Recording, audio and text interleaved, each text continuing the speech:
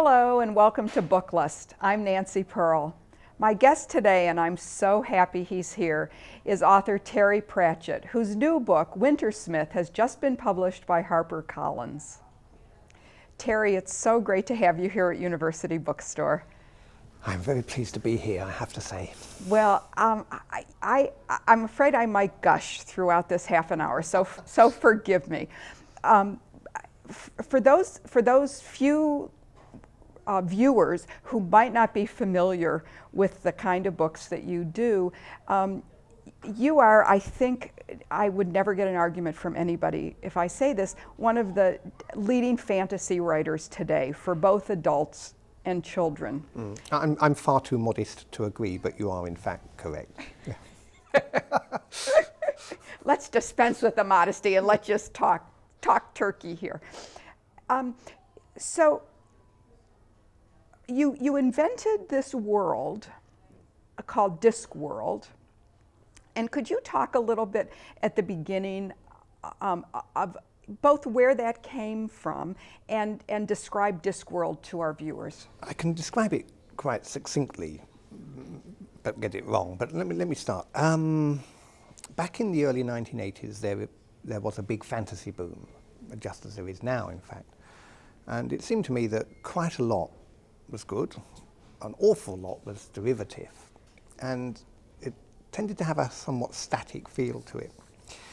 So I ran away with an idea from Indo-European mythology, and that is that the world is flat and goes through space on the back of 4 elephants which ride on the shell of an enormous turtle, which is a real myth, if you like. And I decided to people it with all the normal fauna of fantasy, the wizards, the witches, the trolls, the dwarves, the werewolves, and then treat it as if it was real. And I mean, as if things work the way we know they work. Like the main city of Ankh-Morpork, for example, is probably like New York 200 years ago. The trolls and the dwarves and the vampires are coming in and they're after $1, and they join the watch. And many of the problems of Discworld and the motor for a lot of the plots are things that we would recognize. They are not, shall we say, the fantasy concerns. Let's get rid of a bit of inconvenient jewelry, or slay an inconvenient dragon. It's, let's find the guy who's doing these murders. And things like a locked room mystery are quite difficult when you have a whole university full of wizards in the city. So banging reality and fantasy together, I think, produced Discworld. What I tell people in the short form is, imagine Middle-earth 500 years on, when everyone's actually got to settle down and deal with one another. Were you a big Tolkien fan? Was he an influence, do you think? I used to have a Saturday job at my local library, because that way I got an infinite number of library tickets, and one day these 3 volumes came in, and the head librarian sniffed at them and passed them to me and said, "I think you'll like this sort of thing." And I read all 3 books in 24 hours. I went to sleep reading it, and it was like,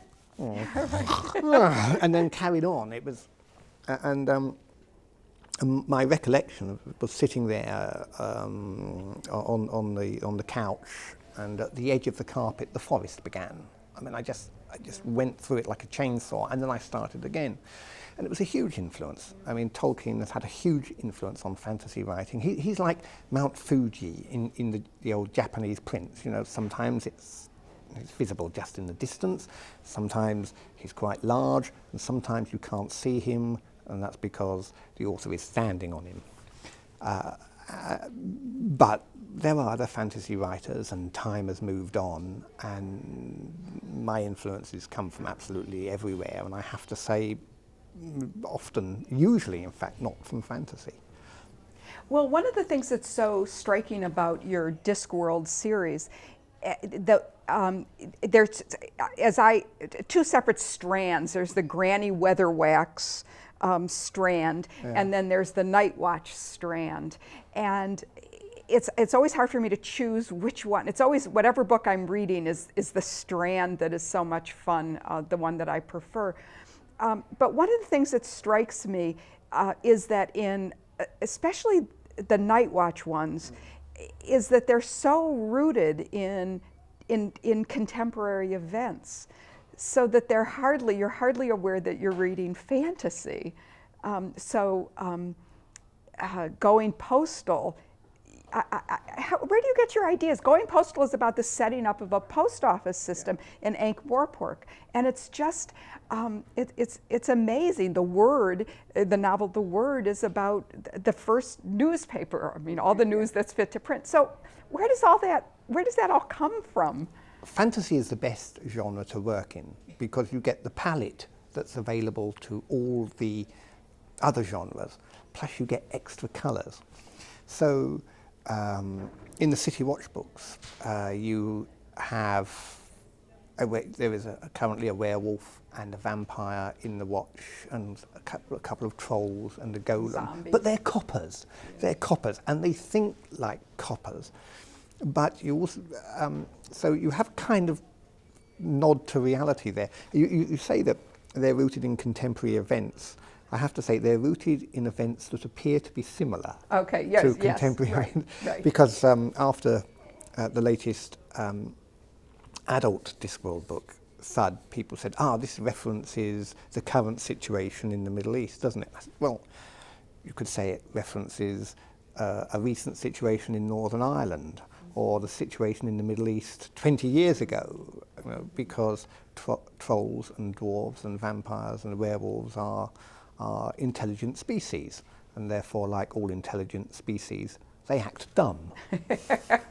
And jockey for position. And make the same mistakes, and we can recognise in what they do some of the things that are happening in our world. So what I'm not doing is putting a few different colours and false moustaches on what's happening in the news.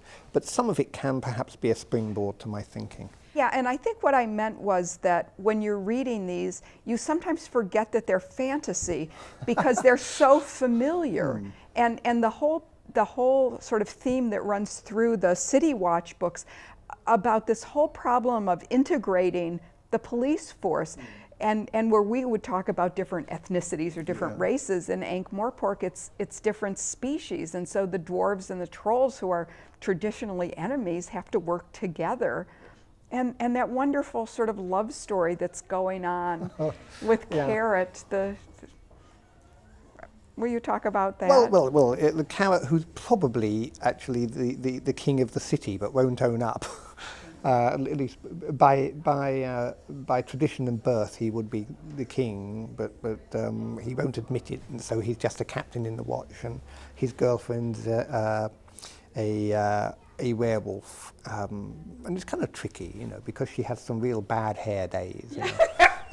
And at least and every month his girlfriend's a bitch. But they're kind of working it out, and this is kind of a sub thread in a much longer thread. But what it gets down to, they're coppers, and so they think that. So what happens in the Watch is that they don't really think that they're trolls and dwarves and zombies and things. They are coppers, and coppers think like coppers anywhere. So that on the whole, the trolls in the Watch get on with the dwarves in the Watch because they're coppers. They're one of us. So who you are when you take the uniform off doesn't matter. You've got the badge, same as me. How would you talk about the difference between fantasy and science fiction? I would say that with comparatively few exceptions, science fiction is fantasy with rivets painted on the outside, because invariably you will defend on something that we haven't invented yet, or that hasn't happened yet. But you can have a lot of fun with science fiction, and pretty much the same sort of fun as I have with Discworld. Like Larry Niven, for example, has said, supposing we had matter transmission, you go into a booth, you press a button, you come out somewhere else on the other side of the planet, and it costs about a penny in electricity. Just assume that could happen. Then what happened to alibis for murder? Because you could have stepped out of the room to use the bathroom in Australia, committed a murder downtown in Seattle and been back again before anyone noticed you'd gone. You know, what would happen to transport? What would happen to our society? In other words, let's not worry too much about the nuts and bolts of how we do this. What would happen to us if we obey the normal rules of human thinking and human idiocy if the society was changed in this particular way? So SF can be another mechanism for looking at the now. It may be disguised as the then, but probably ultimately it's going to be the now. Is that an artificial distinction that we make between fantasy and science fiction then? Or? I think fantasy is as old as fairy tales. And I think science fiction, if you want the trite way of describing it, it's 20th, 21st century fairy tales. Mm-hmm. I mean, some is very, very deeply rooted in fact. Stephen Baxter, for example, did a book called Voyage, and it's about the first man landing on Mars, and everything apart from the fact itself is based on NASA records, because before they went for the shuttle space station combo, there was a definite planning to, as it were, upgrade Apollo and use it as the basis for a Mars mission. But so he took, as it were, the facts that actually could have been, that were there, being planned and ultimately discarded. And then said, what would happen and how would we think? And what would it be like? Because here is the first astronaut setting foot on Mars, and we already know far more because of our satellites and things, which were quite cheap by compared to a manned mission, what she's going to find. And that was kind of fun. It's fun to experiment. One of the things that we do in many libraries here is we separate out the genres from the regular fiction section. So there's a mystery section, a fantasy and science fiction section, a Western section. Do you think that's a good idea? I can't think of a better one, because if someone wants Westerns, they'll go and look for the Westerns. I mean, that seems fine to me. But it is true that the genres tend to collide and allied and often get pillaged by mainstream authors. But I can't, we are fallible people, and I can't think of a better way of doing it than putting the signs up. No, I mean, it would be nice if we could just have one big... Well, actually, you might be out of a job, of course, if we just had one big building with just books everywhere. Well, see, that's what I would like, is one, at least, I mean, I think I sometimes jokingly say, let's just put everything in the library, alphabetical by author, and not make these distinctions between fiction and nonfiction. But in the fiction section, I would love to see it in many ways all together, because I think people limit themselves and miss out on some wonderful It would be writing. interesting to have, as it were, cross-genre references, because I have a strong suspicion that people like me tend to like Carl Hiaasen, for example. And so you could kind of do the map. If you like this guy, then you might try this guy, or this guy, or this guy, or possibly this guy who's a bit like that guy, and then you follow the thread. The technology is around to allow us to do that. But personally, I like looking through books. and if you are not quite certain what you want, it's nice to pick a book off the shelves and suddenly find that you never knew it, but this was the book you've been waiting all your life to read. All your life for. So what's the last book that you've been waiting all your life for? The Poison Principle by Gail Bell. I think it was published here by as The Poisoner. And it is just about, well, actually in my mind, it's about the romance of poisons and poisoning. And it's full of little insights and marvellous pieces of research. She's very big on arsenic. Arsenic. Arsenic is quite a romantic poison, although it isn't in its actual effects on the human body, which are dreadful. Dreadful. But she talks about tarlatan, which was an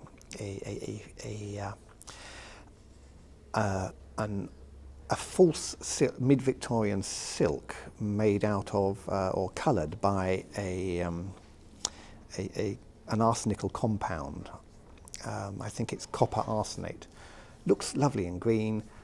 The girl wore it all night in a very overheated, warm ballroom.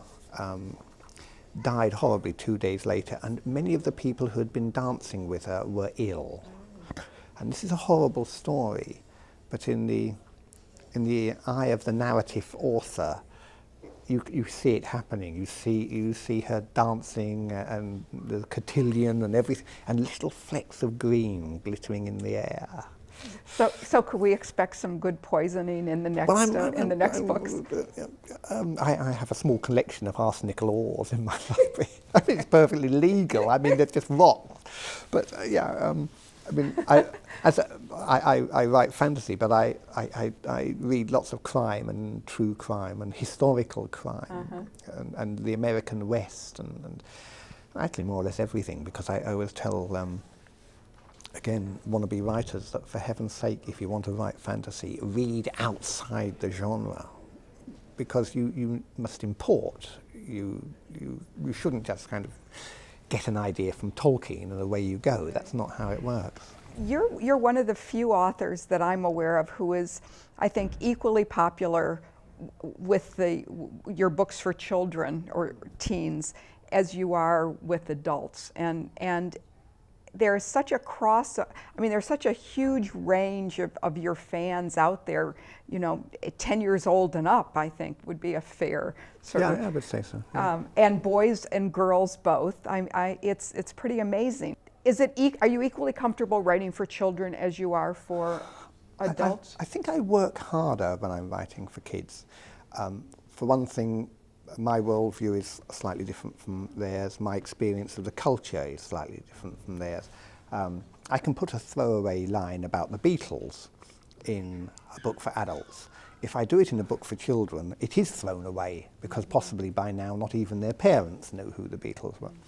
And I'm careful with the vocabulary, which is not to say I'm careful to keep it simple, but it's very hard to explain, but the usage has to be considered in a certain way. I'm all for introducing new big words, because I seriously think that if you have a 10-year-old who likes reading, do not, whatever you do, give them a book that's suitable for a 10-year-old.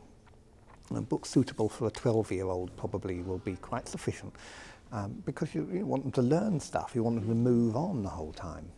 Wintersmith is the third volume in the We Free Men series, which is how I refer to it. So will you tell us a little bit about the plots of those and where you got the idea from? Tiffany just sort of walked into my mind, along with her name. And on a separate thread, I was quite annoyed at the fact that fairies always seemed so English. So I'd invented this race of Scottish fairies, little blue guys that really have seen Braveheart altogether too many times. And they drink and fight and swear, but in their own language, so no offence. But they're intensely loyal to their friends, and by accident she becomes, as it were, their leader for a while, and it's like being president of the United States. The people are going to look after you from then on. And in Wintersmith, they're getting involved in what might loosely be called her love life, and they're just fun. They are a sort of comic relief, but have a major role to play in the plots. And the books kind of write themselves for me. I don't know why. It's quite hard work getting it all together, but I think more work has been going into the We Free Men books than into anything else.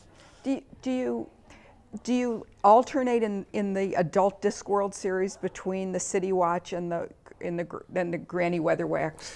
Yes, and all the other ones, because there's a number of books which are standalones, like The Truth and things like that. Yeah. Yes, and it's marvellous relaxation. I mean, I'm sitting there typing both times, but somehow when I go from one to the other, it's a completely different world, and I know which world I'm in when I'm doing it. In fact, the thing that's worrying me now is that the Discworld books are adult, and these tales of Discworld, as they're called, are for children. I'm wondering, given that the kids then migrate almost instantly to the adult ones, how adult can I let the adult ones become? Yeah, You know? right. Because they're adult books, which is not to say there's porn on every page. I'm very careful about that sort of thing, but it is slightly worrying me at the moment. Especially because Tiffany is growing up in each, each book, so there's... And in Wintersmith, I suppose she experiences her first love affair.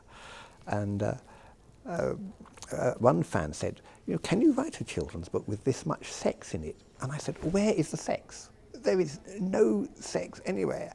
But I suppose you could say, in a slightly different way, the sex is there like the sex is there in a Jane Austen book. Everything is sort of around if you know the codes. And it was probably quite a hard book to write, and it took a lot of pulling together. How much do you plot your novels? I mean, they're so complex, and the language is so full of fun and wordplay, and I mean, there's just so much in them, and I always wonder at the beginning, well, how is this gonna work out? How is Sam Vimes gonna get out of this problem? I mean, how much do you know how it's gonna end when you begin? I know it's going to end. Yeah. No, that's the important thing. I mean, that's the difference between me making it up as I go along and maybe a new author. I can smell the ending somewhere, like some old prospectors could smell oil. When I started out with the series, I mean, Tiffany Aching is a young girl with certain powers that make her a very good witch. And these powers really have got nothing to do with magic wands and sparkly lights.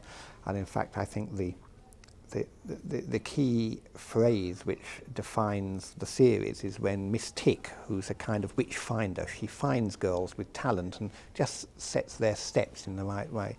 She says to her, if you trust in your dreams and follow your heart and believe in your star, you will get beaten by the people who have actually done some real work. And that's Tiffany. Tiffany works at it. She's got talent and she's very good at it, but she also scrubs floors and does the things that witches do, looks after the old. I mean, she's 13 years old and she's been trained as a midwife. You know, she lays away the dead and all the things that the wise woman of a village would have to do. And now she has to deal with the Wintersmith. Generally, when I can sense that I can sense where the ending is going to be, and I can sense how it's going to happen. And that was the same with Thud, for example. I started out at the beginning just writing about Sam Vimes, his day, to see what would be happening. We knew in the series that he was now a father. As a father, yeah, you have to read to your little boy every day, and it's always got to be the right time, and it's out of the book, which you both know by heart. And that's it. And I suddenly realised, what if he's got to solve a horrendously complicated political crime, but every day he's got to be at home at 6 o'clock, and there is absolutely no way he can disappoint his son. And in fact, one of the first bits in the book is where, using every trick he can and the full resources of his police force, he manages to get across the entire city in the rush hour to arrive at the bedside at 6 o'clock with the book in hand. And I suddenly realised that this was the motor of a much bigger plot. And I think that it's the same thing with Tiffany. Once I'd got the character right and the mythology right, everything that happened had to happen because I was on a mythological shape, if we like. And there was only one way the book could go, and I had to nurse it along that way. What was it like to write Good Omens with Neil Gaiman? It was a tremendous amount of fun because, you see, I wasn't really Terry Pratchett then, and he was barely Neil Gaiman. So we could try something to see if it worked, and if it had totally bombed, it did actually totally bomb, but more of that later. We could just have fun. You know, we knew each other. You know, I'm almost certain that our joint libraries share many weird books in common. And when we were working on it, it was very rare for one of us to come up with an idea or an obscure historical fact that the other guy didn't know. And mostly we didn't meet an awful lot. We phoned each other up incessantly and shouted at one another for a long time, and then one of us would go away and write 2,000 words, and who could say whose words they were. We met up a few times, and I think a key moment was when we were doing the editing. We were actually sitting there with the proofs around us, and Neil laughed out loud at something and said, "That was a great line you did." And I said, "I don't remember doing that line." We did that line. That line happened somewhere in the boiling. And we split the money down the middle, and it did incredibly well in the UK. It was published by Workman over here, and first time round it more or less sank, except that then it became much sought after by the fans and became this huge sort of underground success, because it's now been republished, as you know, and far more successfully, but you can usually bet, and I'm sure Neil Gaiman would say the same thing, that if I go into a bookstore to do a signing and someone presents me with 3 books, the chances are that one of them is going to be a very battered copy of Good Omens, and it will smell as if it's been dropped in parsnip soup or something, and has gone fluffy and crinkly around the edges, and then they'll admit that it's the 4th copy they've bought. It was pure fun. It wouldn't be fun to do it now, even though we have the internet to help us, because apart from anything else, before we even began, it would be his people speaking to my people and all that stuff. But we haven't ruled it out, that, that Good Omens too, but it's waiting for one or other of us to come up with the killer idea that we can then start kicking around. Just one more brief question. I couldn't stop this interview without saying how thrilled I am about the librarian at Unseen University. Oh yes. Who is just a wonderful, wonderful character and happens to be an orangutan. Yes. Yes. Let's be clear. He's an orangutan. He was changed into an orangutan by accident, and has subsequently refused all efforts to turn him back, because he reckons an orangutan is a good shape for a librarian. And heaven help me, a senior librarian in England some time ago thanked me for having raised the status of librarians. But he can climb over the shelves, and he's very good at getting the right book for the right person. And in fact, the wizards of Unseen University are so used to the fact that the librarian is an orangutan that if someone came running up saying, "There's an orangutan in the library," they'd say, "Have you told the librarian?" Yes, librarians tend to like that. Yes, yes. So I'm glad you do. It's very, very, I love that, and it's always fun to re-meet him in every new book. Well, Terry, our time is up. I want to thank you once again for taking time to come here to talk to us today, and I look forward to the next book. Thank you very much. I wouldn't have missed it for the world. Oh, sweet.